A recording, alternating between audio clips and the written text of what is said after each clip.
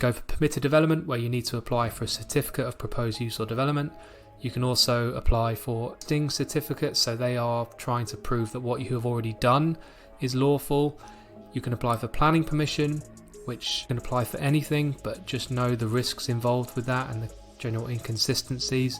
And then with listed buildings, if you're affecting any listed building, then you'll need to apply for listed building consent and also planning permission if you are impacting the external appearance of that building. So if you're wondering what permission you might need in order to get through the planning system, then I've put together this video to kind of get you through those steps. There's various types of applications that you can apply for to get planning permission or lawful development, as we'll talk about, and it can be a bit of a minefield, especially when you get to apply and there are tens of different types of applications that you can apply for, and it's really hard to know which one you need. So we'll go through the main applications that people use in a way to help you through that process. And if you want to learn more about the planning process and how you can unlock value out of any property, click the link below to learn more. So we'll start with permitted development. So I've done lots of videos on permitted development and all the benefits that come with permitted development. But one of the things that I think is important to consider is whether or not you want to go down the permitted development route or not. And that's quite an important thing, because the difference between permitted development and going down for a planning application, the contrast is quite big, as I'll get to. So normally what happens is that people want to, say, extend their home or do something to their house, and they start with what they want first. Whereas I think the smarter thing might be, just for the process of getting through the planning process, is you might want to consider changing your development so that it complies with the rules of permitted development, because there's much more consistency in the decision making. You don't need to speak to planning officers. You have a clear timeline as to when you're going to get your permission, and it's just more black and white than going down the planning application process. It's much more assured, and most people use permitted development to do with residential properties. Right now, as I've said in many videos in the past, permitted development has expanded so much, whereas right now pretty much most things that you want to do with regards to residential development you can do under permitted development. And there are clear guidelines, and you can look at other videos I've done, but there are clear guidelines as to how far you can extend your home, how far you can go outwards, how far you can extend into the roof. You can change the use of certain properties for residential. You can add 2 stories onto certain properties, because really the permitted development order now is really geared up to provide more housing for the country. So when you're applying for permitted development, you want to apply for a lawful development certificate, and there are 2. There's one for existing, as I'll touch on, but there's also one for proposed, and that's basically saying that what I'm applying for or what I want to build complies with the rules of permitted development. So your drawings will have to show that it complies with the rules, but you want to click for proposed. In the application forms, it could be written down as ELOPUD, which is a certificate of lawfulness of proposed use or development, which is a mouthful, but that's all you kind of need to know. You need a proposed certificate if you're going down the permitted development route. It's a much more assured way of getting permission for things. There's a lot of possibilities under permitted development, so like I say, consider revising whatever it is you're considering doing to your property or premises to perhaps think about complying with permitted development, because it's so much more assured. People waste so much time with planning applications, as I'll get to, so that might be something you want to think about. So the second route is to submit a planning application with the view to getting planning permission. That's slightly different to permitted development.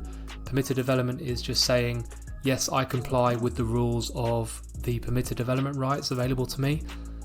Planning application, you effectively can apply for anything you want to apply for. Outside of permitted development, you need to apply for planning permission, and this covers so many things, but you can essentially apply for anything. So anything outside of permitted development, apply for planning application. Now the thing you need to consider when considering going down the planning application route is a number of things. One of the things is time. Now most councils say that they're going to decide decisions within 8 weeks.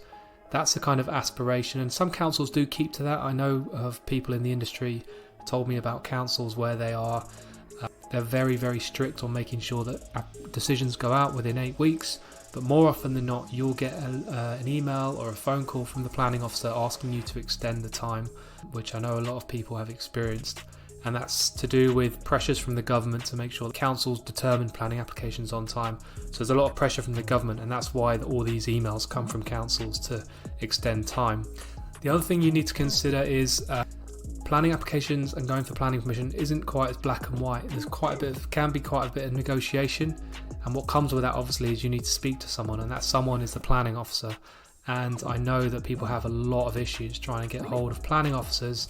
I was a planning officer myself. I know exactly what goes on both sides. I've been on both sides of the table, so I know what it's like. So that's something to consider, because not being able to get hold of your case officer is quite a big deal. And what that means is you don't know what's going on behind closed doors. If you're not being contacted, you might think, oh, this is going fine. But in councils, a lot of meetings go on that the public don't know about planning applications, with their managers, with colleagues. So for instance, like transport or conservation officers, a lot of meetings go on that you won't necessarily know about. So views are being formed on your application without you necessarily knowing about it. So getting hold of a case officer is really, really critical to that process.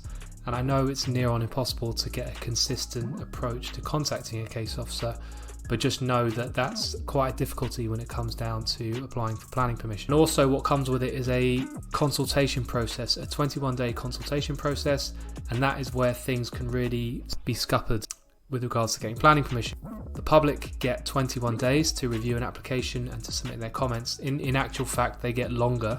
21 days is the statutory minimum time frame that they have, but effectively you can object or support an application at any time leading up to the decision, and that obviously opens up a can of worms. You don't know how vocal the local residents are, or local businesses, or whoever's objecting, and they can really affect your chances of getting permission. It could be that someone in the community is very influential, perhaps they know a councillor, or perhaps they are part of a group that has a lot of members, so collectively they form quite an important view, an influential view within the council.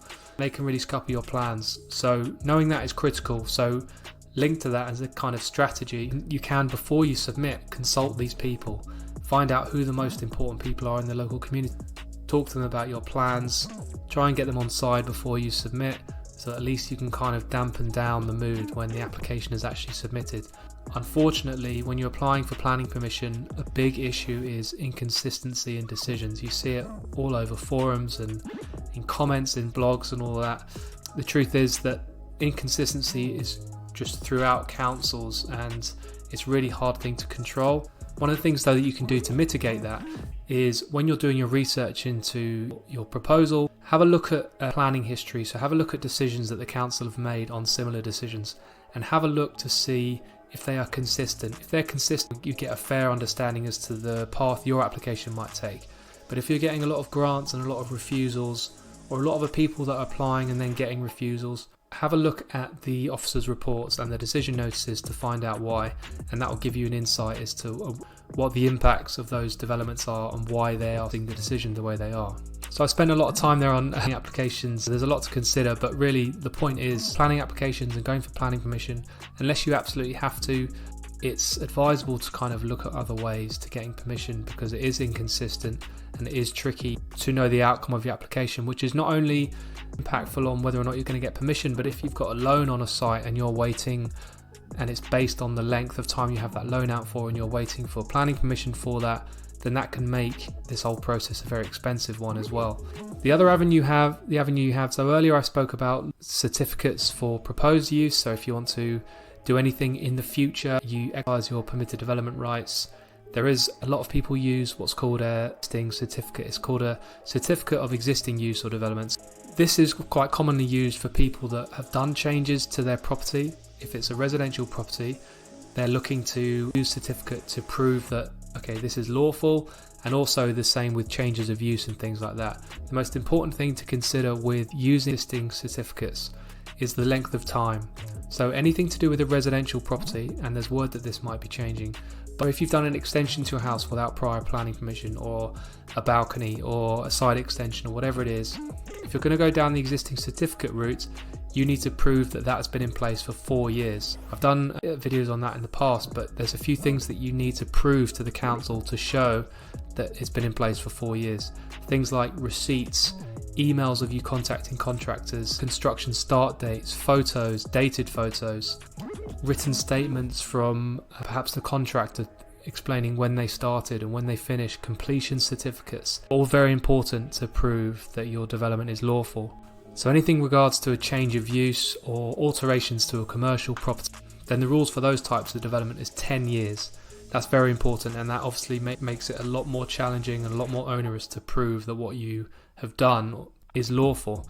So just know that the same rules apply with regards to what I just spoke about with residential properties, but you just need to prove it over a longer time. These could be things like tax records, voting record, again, completion certificates, start dates, dated photo, aerial photography, thing that shows that what you've done is without doubt 10 years ago or 4 years ago if you're doing a residential property. If you're dealing with a listed building, then you just need to apply for listed building consent. Sometimes you need to apply for listed building consent and planning permission. If you're doing internal works to a listed building, then it's just listed building consent. If you're doing stuff to the external, so if you're extending it or changing windows or anything like that, you need to apply for planning permission and listed building consent. Listed building consent is free, but the planning permission attracts a fee. So just know that there's 2 different permissions, and that means that you'll get 2 different decisions as well. And linked to listed buildings, there's conservation areas. Now, there is no different permission for conservation areas. There used to be conservation area consents, but I'm just touching on this because a lot of people ask questions about, I'm in a conservation area, what does that mean? Conservation areas is the same process. You apply for planning permission. You can benefit from some forms of permitted development in a conservation area, but you'll need to check the permitted development order, because in conservation areas, the scope for you extending your home is a lot more limited if you're in a conservation area, so just check that. So those are the types of permissions that you can get through the planning process. You can go for permitted development, where you need to apply for a certificate of proposed use or development. You can also apply for sting certificates, so they are trying to prove that what you have already done is lawful. You can apply for planning permission, which can apply for anything, but just know the risks involved with that and the general inconsistencies. And then with listed buildings, if you're affecting any listed building, then you'll need to apply for listed building consent and also planning permission if you are impacting the external appearance of that building.